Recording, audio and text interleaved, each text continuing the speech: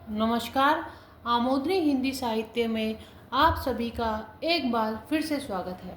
जैसा कि आप सभी जानते हैं कि इस चैनल पर हम यूजीसी नेट जेआरएफ जो एनटीए द्वारा एग्ज़ाम कराया जाता है उसमें हिंदी साहित्य पर कक्षाएं ले रहे हैं और जो हमारा भी विषय है वह भारतीय काव्य शास्त्र चल रहा है।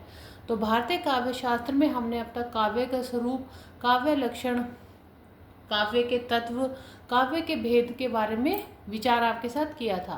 आज हमारा नया जो टॉपिक है भारतीय काव्य शास्त्र में वह शुरू होने जा रहा है, वह है काव्य प्रयोजन। तो काव्य प्रयोजन, प्रयोजन का अर्थ होता है उद्देश्य के, किसी का भी जो उद्देश्य है वो क्या है, प्रयोजन क्या है। तो प्रयोजन का अर्थ क्या होता है, काव्य। तो हम यहाँ पे आपसे बात करेंगे कि काव्य प्रयोजन अर्थात काव्य के उद्देश्य के बारे में, कि काव्य का जो उद्देश्य है, कवि जो कविताएं या काव्य लिखते हैं उसका उद्देश्य क्या है। तो काव्य प्रयोजन, तो काव्य प्रयोजन जैसे आप देख सकते हैं कि कला कला के लिए है। ऑस्कर वाइल्ड क्या कहते हैं, जो कला है कला के लिए है, अर्थात काव्य और कला के अत्यधिक नैतिक, धार्मिक और प्रचारवादी दृष्टिकोण ने इस वाद को जन्म दिया। काव्य उपदेश प्रधान और जीवन में उपयोगी बातों को ही अभिव्यक्त करे और धार्मिक प्रचार का साधन बने।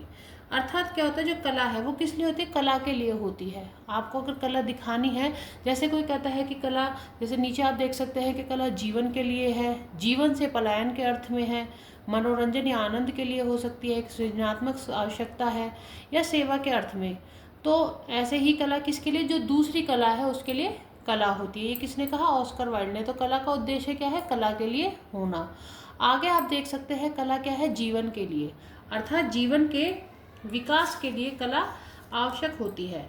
जैसे कि काव्य और कला जीवन के लिए है, इसे कोई भी अस्वीकार नहीं कर सकता। जीवन के विकास और उत्कर्ष के साथ कला का स्थान महत्वपूर्ण होता जा रहा है, उसकी व्यापकता बढ़ती जा रही है। तो कला जीवन के लिए है, क्योंकि कला जीवन के लिए कैसे है, जैसे आप समझ सकते हैं कि आजकल जो जीवन का विकास हो रहा है और उत्कर्ष हो रहा है उसके साथ कला एक महत्वपूर्ण स्थान है, क्योंकि अपने दिमाग को शांत करने के लिए, या जो जीवन शैली हमारी ऐसी हो गई है आजकल कि बहुत ही पेचीदा होती जा रही है, तो उसमें क्या है, थोड़ा बहुत अपने आप को आनंदित करने के लिए कला होती है जीवन के लिए। जीवन से पलायन के अर्थ में, अर्थात ये क्या होता है कि जब हम बहुत ज़्यादा परेशान होते हैं, जीवन एक रस हो जाता है, ऊब जाते हैं हम, अधिक व्यापक हो जाता है, बहुरंगी हो जाता है, तो सुंदर जीवन को दर्शन के लिए हमें क्या होता है, कला का आश्रय लेना पड़ता है।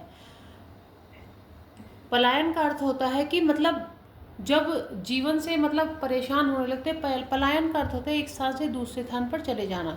तो जीवन में जब हम एक कटुता से, एक रसता से ऊब जाते हैं, जब जीवन में कोई भी सुंदरता नहीं रहती, पूर्ण एक तरीके से चिंता से भर जाता है, तो उसमें क्या होता है, उससे पलायन, इन चीज़ों से पलायन करने के लिए कला का आश्रय लिया जाता है।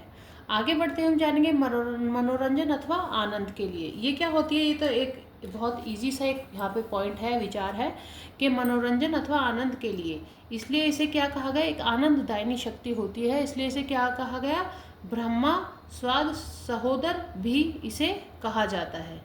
काव्य का आनंद लोक अतीत है, क्योंकि इसमें अंतर्वृत्तियों की पूर्ण तन्मयता रहती है, इसमें मानसिक प्रसन्नता रहती है, आत्मिक विकास भी होता है। अर्थात ये क्या होता है कि मनोरंजन के साथ आनंददायिनी शक्ति भी होती है, इससे हमारा क्या होता है, मानसिक हमें प्रसन्नता मिलती है, इसमें हमारा आत्मिक विकास होता है, इसलिए इसे क्या कहा है, ब्रह्म स्वाद सहोदर भी इसे कहा गया है।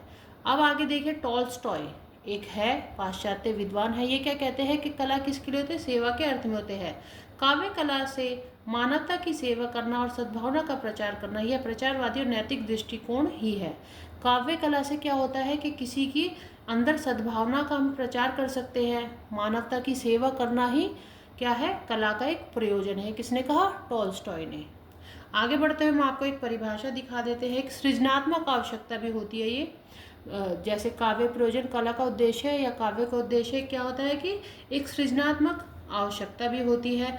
जिस प्रकार ईश्वर की सृष्टि का क्या प्रयोजन है यह बताना कठिन है, पर सृष्टि बराबर चलती जाती है, उसी प्रकार एक काव्य रचना एक सृजनात्मक आवश्यकता है, जिसका पूरे किए बिना सृजनकारी प्रतिभा से युक्त व्यक्ति रह नहीं सकता। कला कला के लिए है, यह दृष्टिकोण भी इसी पृष्ठभूमि पर आधारित है।